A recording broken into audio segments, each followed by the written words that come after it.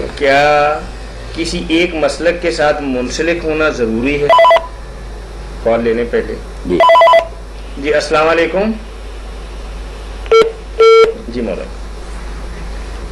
بس ایک شے سے وابستہ ہونا چاہیے کہ اللہ کے رسول کو رسول مانے، اسلام کو اپنا دین مانے، یہ ضروری ہے.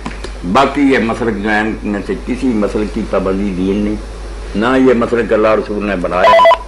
ساری امت مانتی ہے کہ 4 صدیاں کوئی کسی امام کے نام سے. السلام علیکم.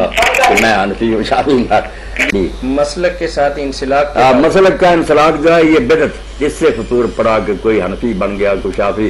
کسی کو یہ نام نہیں لینے چاہیے، نہ یہ نام تھے. ہر مسلک اپنا ہی ہے. جیسے لکھا نا علماء نے شاہ ولی اللہ کہ پہلی 3 صدی میں کیا تھا، جس مسجد میں گیا یہ کوئی نہیں پوچھتا کہ آپ پہلے مسئلہ دیکھا کہ آڑ میں مسئلہ پوچھ لیتے تھے، عوام اس پر عمل کرتے تھے.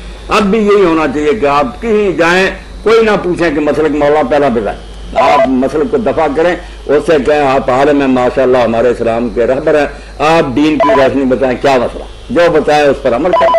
اس کا ختم.